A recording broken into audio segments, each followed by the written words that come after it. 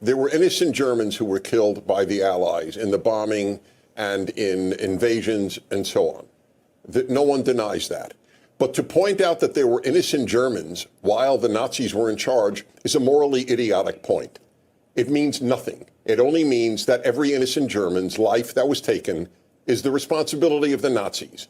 Every innocent Palestinian life that has been taken is the responsibility of Hamas or Hezbollah. Mr. Dennis Prager, who I personally have known for many, many years. We even hosted him to talk at our Chabad around year 2000, 2001.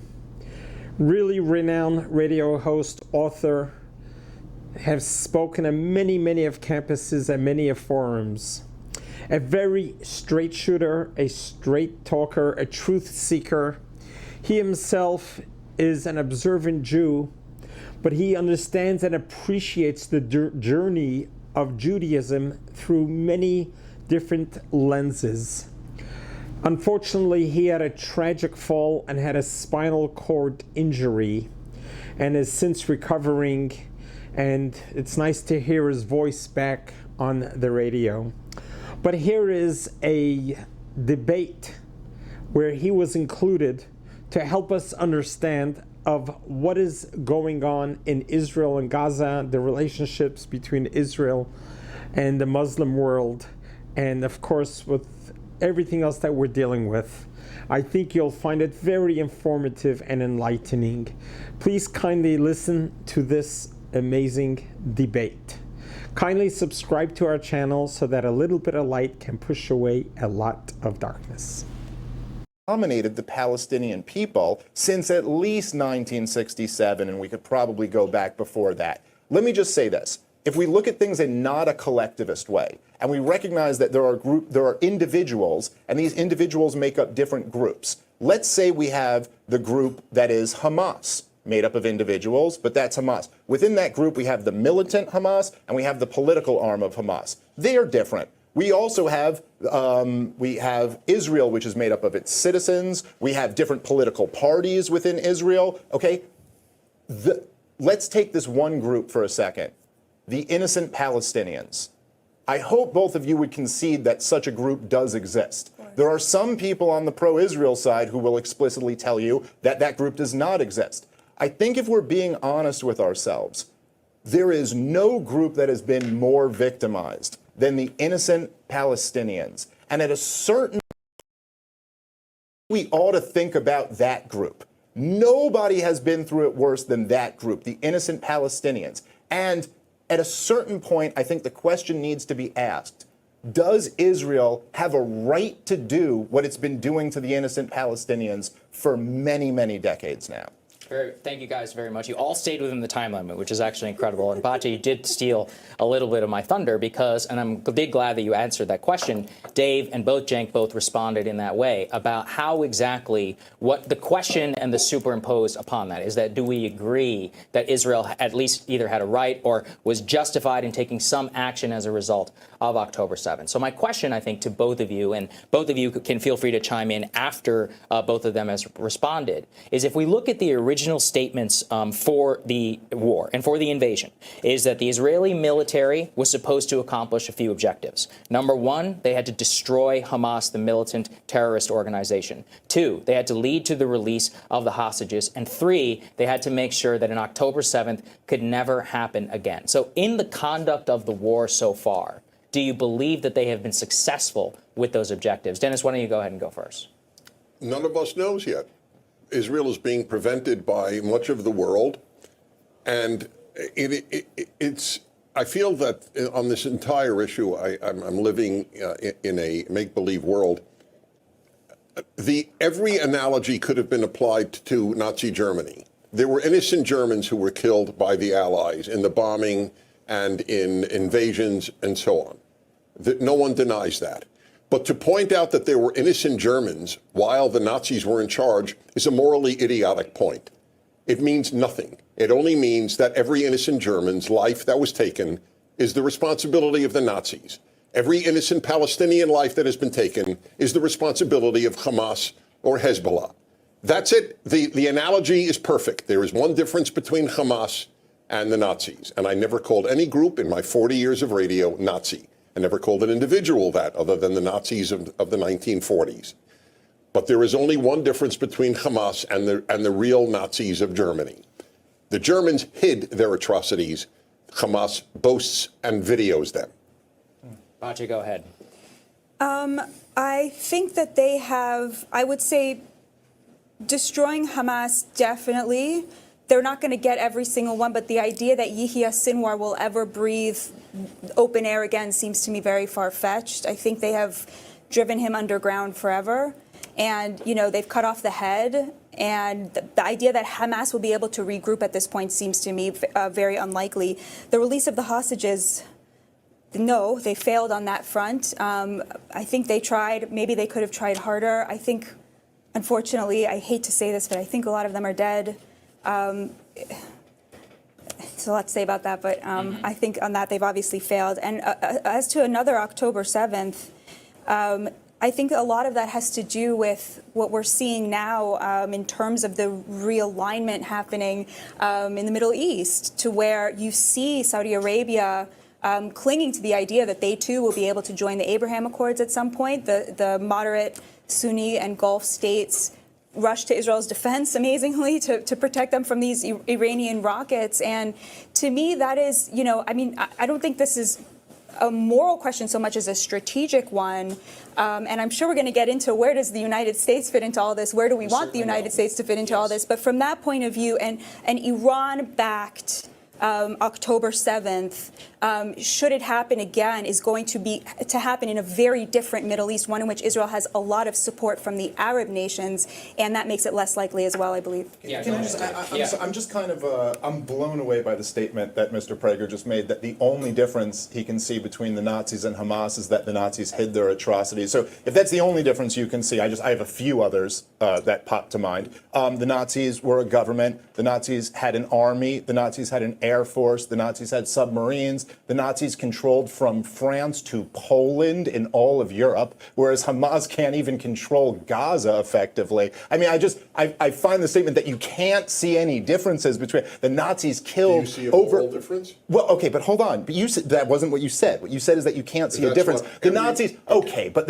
yes, I see a moral difference. The Nazis killed over 10 million people outside of the war conflict, just in terms of people that they killed, let alone the tens of millions of people who you might hold them responsible for. So yes, I do see a moral difference between the two. I'm not saying October 7th was horrifically immoral, but if you're going to say, do you see a moral difference, that would be like if somebody had murdered two people and you went, I see no difference between that and the Nazis. Okay, yes, they're both immoral, but there's enormous differences between the two. Now, to the other point of the idea of, can Israel eliminate Hamas, even if they were, which I don't think is feasibly possible, that they eliminated everybody who is a member of Hamas. I mean, in order to do this, you would have to look at, you know, if the images of Gaza City aren't enough, you would have to look at images 5 times over of that, and this is going to result in just slaughtering innocent people, not to mention the excess mortality where hundreds of thousands of people are going to die as a result of this in the future.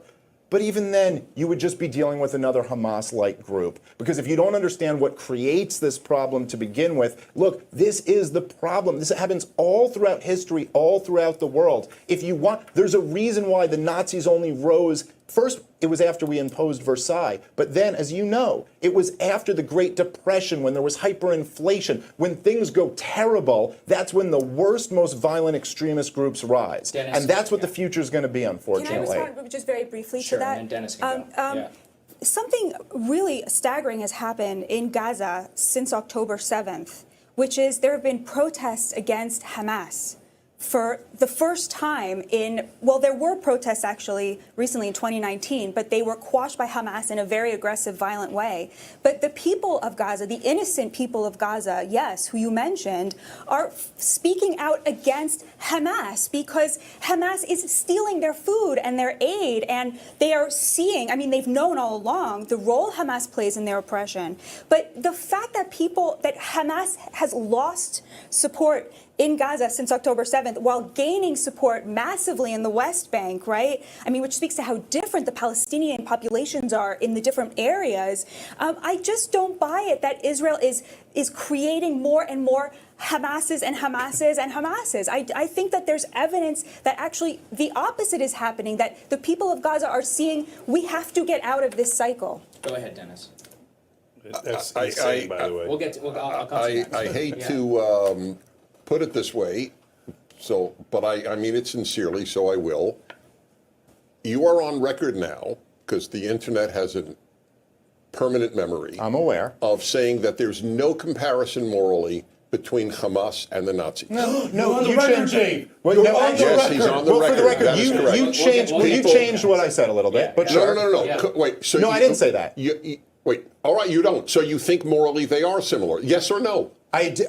You said I can't see anything different about them Yes, and I was except that the Nazis. everyone knows No, I was listen, talking morally. Of course, Hamas does not control the same number of countries. Mr. Prager, what's beautiful about the internet is what you just said. It is on record, so people can see what I said, and then they can see what you said. That's right. Go ahead, sir. There is no moral difference between the Nazis and Hamas. Both want to exterminate Jews. That is what we're talking about, not whether or not the Hamas has taken over Czechoslovakia. That's an irrelevant point to what I made. There is no moral distinction. Hamas would like to butcher every Jew in Israel, maybe in the world, I don't know, but certainly in Israel. It's in their charter, and that's what they announced. They're proud of October 7th. They are proud of rape. They are proud of burning Jewish families, and the Nazis were proud, but the Nazis hid it, and Hamas boasts about it. That's the one difference. Jake, go ahead. Again, that's the one difference. See, Yes. you make the point again. That's not the one difference. There's other differences also. Go ahead. Go ahead. This is Alice in Wonderland. If anybody watched this debate and they didn't know what was happening in the world, they would think, oh my God, I guess Hamas is this giant power and it's been abusing Israel this entire time. Poor little tiny Israel. And Hamas is this gigantic power crushing Israel. What are you guys talking about? Hamas has got pea shooters. They did terrible damage on October 7th. Now Israel's done 30 times worse to the civilians. They've massacred civilians after civilians after civilians. Israel is Goliath. It is not David. It is the Germans in terms of military power. It is not the Jews. The Palestinians are the equivalent of the Jews during the Holocaust. They have been put into ghettos, and they have said, you have no freedom. You will serve us and serve us only. And right now they're saying, we're going to have permanent occupation.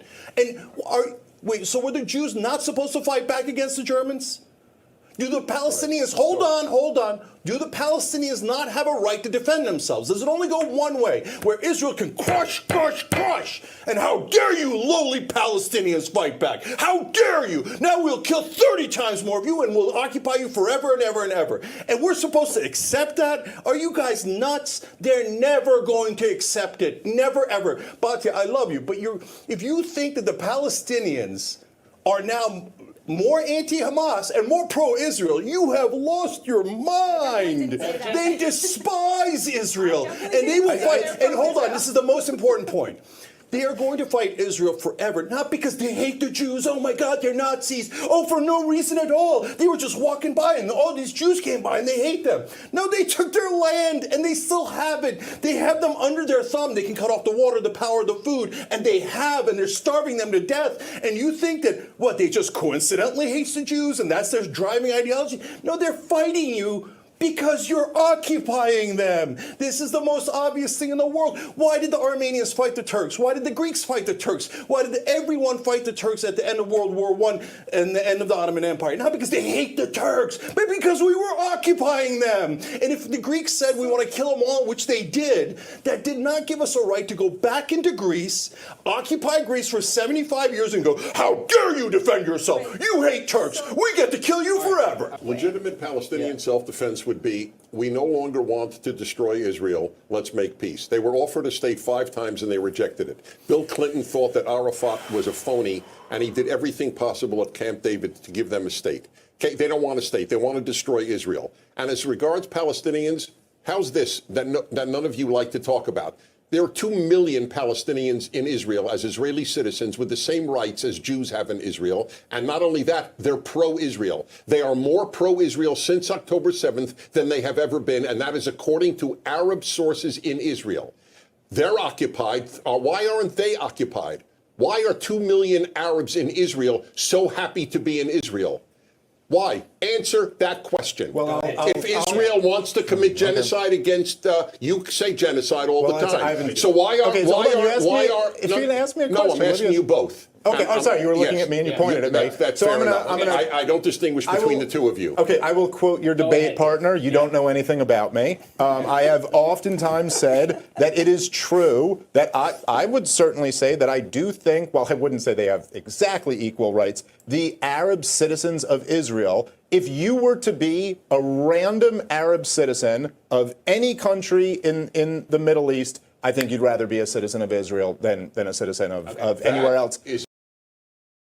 Well, that was quite the heated debate, and Mr. Dennis Prager, may God give him a complete and speedy recovery, spoke it just the way he does on the radio for the last 40 years. The reality is the reality that Israel has offered the Palestinians 5 times to have a statehood.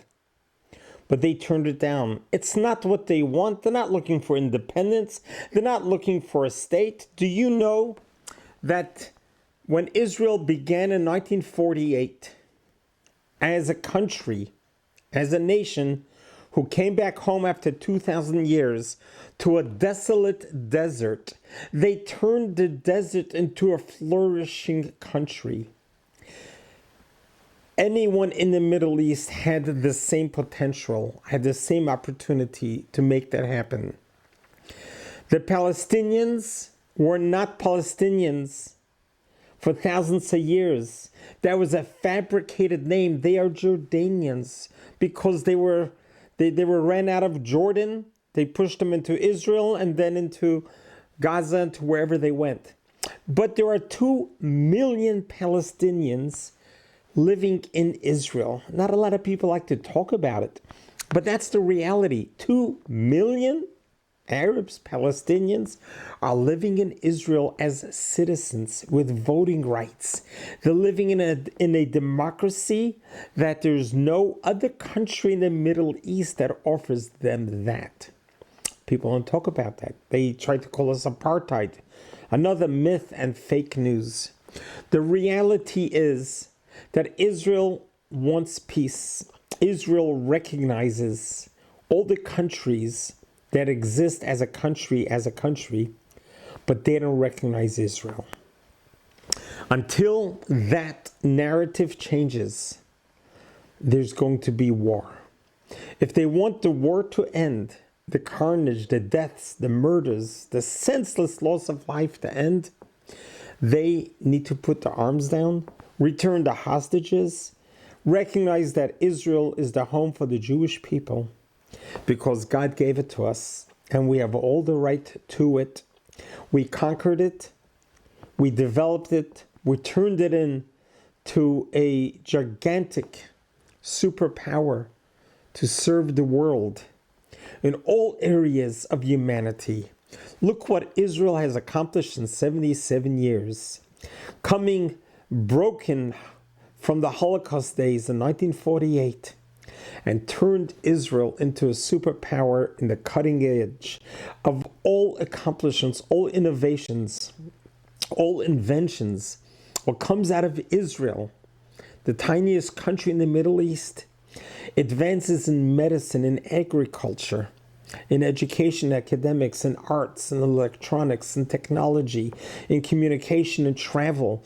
In all these areas, Israel is on the forefront of innovation to bring the world, not Israel, the world closer, and to be able to give the world the comforts that they need.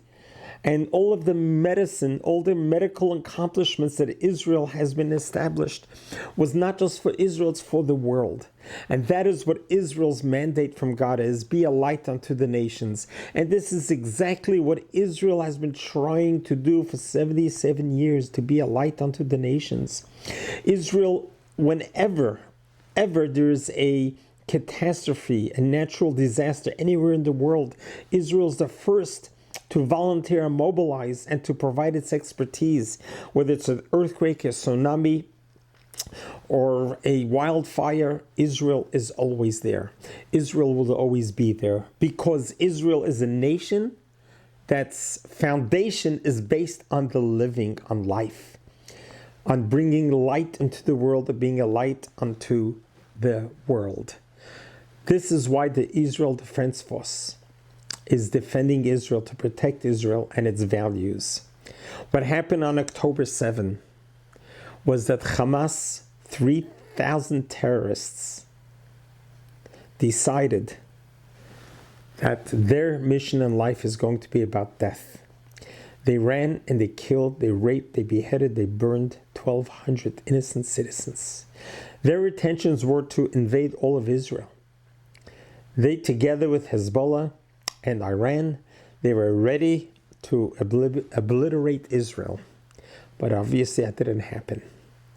What happened on October 8 is what Israel should have done, is what happened during World War II, or what any other nation would have done, would have just carpet bombed the whole Gaza and turned it into a parking lot and get rid of the evil. But that's not what Israel did. Israel, at a great cost to its own soldiers, young soldiers, close to 1,000 of them perished because of their warfare ethics and morals and codes that compares to no other army in the world, about preventing as many civilian casualties as possible.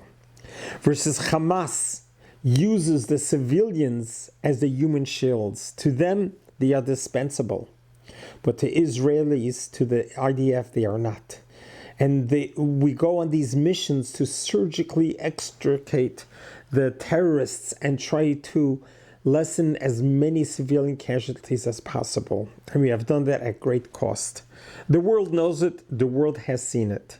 It's indisputable that the warfare that Israel has, its code of ethics, is parallel to no other in the world. Let the world salute Israel for its amazing efforts. The carnage, the death that happened in Gaza is all on the Hamas's hands, on the Hezbollah hands. They initiated the war. Israel did not.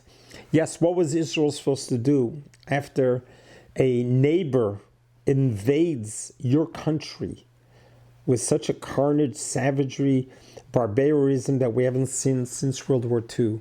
We were supposed to sit back and just let him continue? No. We do what any other country would have done, but we have done it with precision to try to spare as many lives as possible. Because in Judaism, we believe you save one person, you're saving a whole world. Life has a value. We pray and we hope. Just like Golda Meir once said, quoted in her name, that if the Arabs put their arms down, there will be peace. If Israel puts the arms down, there will be bloodshed. The war can end today. If Hamas returns the hostages and leaves Gaza, the war is over. Israel and the rest of the Western world will mobilize and come together and rebuild Gaza to turn it to its potential, what it's supposed to be. In 2005, when Israel evacuated Gaza, with 10,000 Israelis had to leave their homes, their industries, we left them a beautiful coastal land of Gaza that they could have turned into a Riviera of the Middle East. But instead they turned it into a terror state. And that is what the Palestinians voted for Hamas. When the hostages were taken, the Palestinians in Gaza lined up the streets cheering them on. This is not a nation that's looking for peace. Once we were able to eradicate the evil amongst them and give the citizens of Gaza a chance to vote in a democracy, a peaceful government that will give them the freedoms and liberties, then we have a chance at peace. Let's pray and we hope that that happens speedily in our days. Amen. God bless you. God loves you.